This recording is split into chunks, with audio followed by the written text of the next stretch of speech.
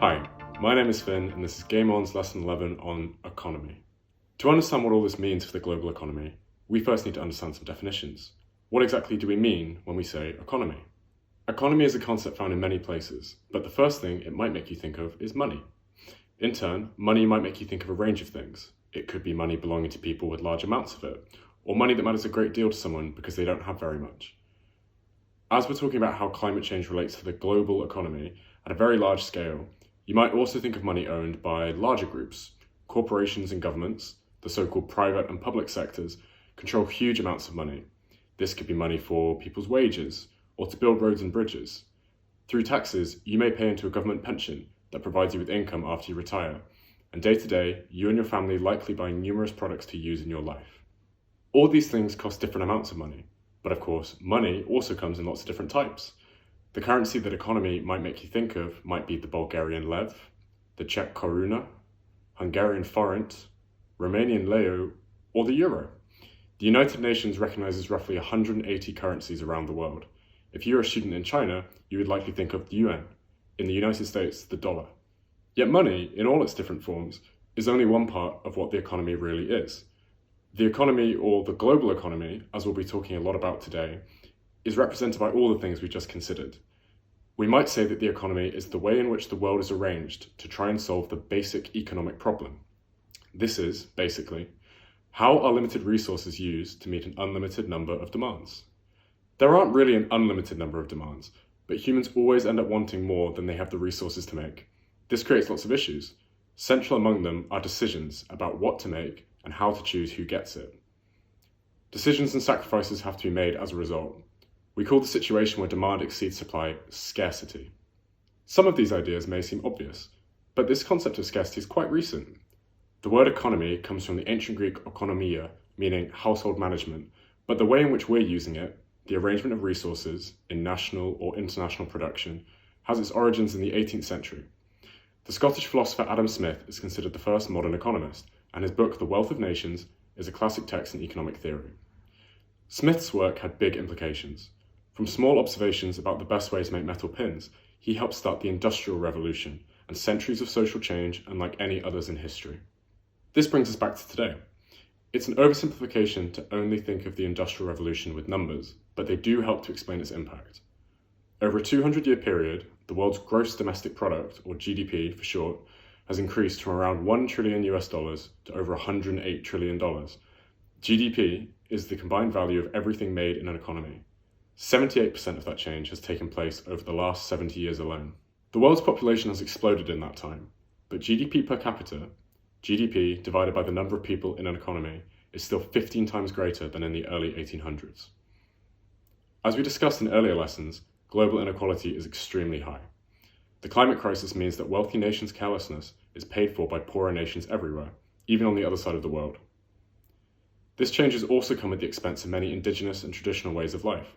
Many people do not feel more prosperous than their ancestors may have in generations before them. This doesn't mean that huge progress hasn't been made.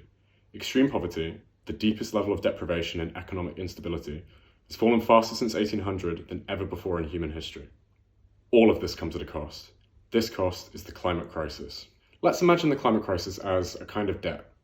The wealthy governments of the industrialized world have long seen economic growth as a very good investment in the future of their countries, the best investment, in fact. The returns on this investment have been so impressive that it was almost always easier to harm the environment and then pay to fix the most obvious harm. In debt terms, this would be called servicing, paying off the cost of borrowing without paying off the big part that you borrowed in the first place. Even this is a fairly new strategy. For generations, there were almost no consequences for just ignoring the damage that humans did to the environment. Much of the damage done to this day is still legal, or at least is rarely proved to be illegal in court. Now the debt is due. The costs of damage to the climate have become obvious, and many of these costs, if not all, could become irreversible. The United Nations Conference on Environment and Development, the Rio Summit, where an international framework for tackling climate change was first developed, only took place in 1992.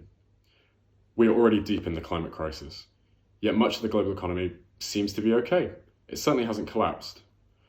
It can be tempting to think that this shows the global economy is climate resilient, and that human climate change, while dangerous, is not a threat to the industries and practices which created it. However, as we explored in Lesson 9, Climate resilience is often a direct product of economic prosperity and where in the world you live. This means that climate effects will not be felt all at once and will compromise societies with the fewest resources and most vulnerable populations first. This makes global economic collapse an even greater risk. By the time recognizable collapse is felt in the global north, those countries with the resources to lead change, it will be far too late. Economically developed countries, like the heavily industrialized and post-industrial economies of Europe, have the resources to mitigate many climate impacts. As the need for mitigation increases over time, economically developing countries, with their reliance on agriculture and subsistence farming, will face challenges to production, food supply, and the viability of some areas to sustain human life. Mitigation will be both harder and more essential to these developing countries. In the meantime, developed countries, despite using more and more resources to mitigate climate change, will face a similar crisis down the road if they do not combat emissions at their source. Like paying the fines for climate damage instead of preventing it outright, mitigation is servicing the cost of climate change. It does not address the core issue and risks distracting from big decisions about emissions targets. One of climate change's most obvious impacts is an increase in average temperatures. Global migrations, food insecurity, mass extinctions, increased mortality in the elderly, and the disappearance of important employment opportunities will all be outcomes. Sea levels are also rising. Cities around the world will become more prone to flooding, and many major megacities could become uninhabitable. Low-lying land will be replaced by water, erasing resources and territory, and essential ecosystems will be compromised as salt water enters soil and rivers used for farming, shrinking food supplies and rural economies. Oceans and the temperature directly affect our weather. Extreme weather events, from floods to hurricanes, heat waves to droughts, will put pressure on global trading and risk management. Serious damage will become more severe and harder to predict, with many consequences.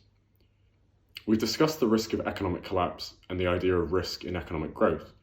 A general increase in the riskiness of trading, travelling, and living in certain areas will be disastrous to the global economy. Countries and corporations need to be able to manage risk so they can invest and plan for the future. If the climate becomes too risky, planning and investment may not be possible. Throughout this topic, we focused on that idea of planning. Planning factories a certain way gave us the Industrial Revolution, and planning to focus on economic growth created the prosperity we've seen since 1800. Because of our failure to find a sustainable long-term plan for growth, we might want to ask ourselves a question: is there a sustainable role for economic growth? Growth, after all, seems to oppose sustainability. Industrialization and the linear economy of take, make, and waste have led to years of unsustainable production and consumption. Most people's quality of life and standards of living are much higher than they were 2 centuries ago, but the lifestyles of developed countries today are highly unsustainable. Yet growth might also be our way out. Growth funds research into new technology, it improves productive efficiency, and increases individual wealth, improving food security, economic mobility, and climate resilience. This is without mentioning the sheer cost of changing and updating so many parts of our lives. We may not be able to pay for everything if we abandon growth. So who's right? It's hard to say. Some people have been questioning the idea of sustainable growth for decades. After all, this green growth is still like traditional economic growth in important ways. There are 2 major assumptions. Number 1 is that growth is continuous. We assume that humans will always be able to link new resources and capital to our societies, and so keep the global economy growing. And number 2, the idea that growth is exponential. Like interest on a bank account, this is the idea that growth compounds over time, like a 2% annual growth rate that each year represents a slightly larger nominal increase. In a world where investment, personal savings, GDP, and our cultural ideas of increasing prosperity make these assumptions, their collapse could have major consequences. First published in 1972, The Limits to Growth argued that this kind of indefinite growth isn't possible. The original report, a collaboration between the Massachusetts Institute of Technology, or MIT, and the Club of Rome, had access to very limited computers. Its conclusions have been analysed and discussed for decades. The Limits to Growth has been updated continuously for the last 50 years, but its main argument hasn't changed. In the Limits to Growth model, economic growth will eventually peak as we reach a point where no more resources can be added to the global economy, and after that point, begin to fall rapidly. Again, it's hard to know what situation we'll face. The creators of the report were clear that we can't know when certain resources will run out, given that we don't know how future generations will want to use them. Computers have also come a long way since the World 3 program, which made those original calculations, and even in the 1970s, people were skeptical about how it worked. In the years since, though, more and more complex models have supported the original argument that growth cannot continue forever. Research since the year 2000 suggests that we're following what's called the report's standard run scenario, in which the global system collapses in the mid-21st century. As we've discussed already, Europe has big plans for the mid-21st century. By 2050, the EU is legally committing itself to carbon neutrality. Delivering this is the focus of the European Green Deal. The deal includes big changes to biodiversity, energy, industrial emissions, agriculture, and transport policy. Its Circular Economy Action Plan is crucial to this goal. The idea of a circular economy is a response to concerns very similar to those in the limits to growth. In a circular economy, the idea is to close the loop between production and waste. We said earlier that the basic economic problem is how we use limited resources to satisfy unlimited demands. In a circular economy, we aim to only use resources in a way that means they can be fully reused. This doesn't just mean producing as much as we want and promising to recycle it later. It may mean making less or not planning to make more and more over time. The circular economy will require big changes to how we imagine the basic economic problem. We still need to think of products' waste as new resources instead of dumping them and searching for raw materials in the natural environment. We'll need to ask more of our products. Many will need to last longer. Others will need to be repaired more easily. We will need products to be easily exchangeable and have systems for redistributing them. We'll need to address the damage that those products inevitably do to the environment. We'll need to work harder to repair that damage and regenerate the ecosystems which climate change has affected. Crucially though, for any of this to be possible, we will need to make better policy. The European Green Deal is part of this, yet climate policy is a global project. It requires cooperation, innovation, and constant attention, as we will learn about in our next lesson.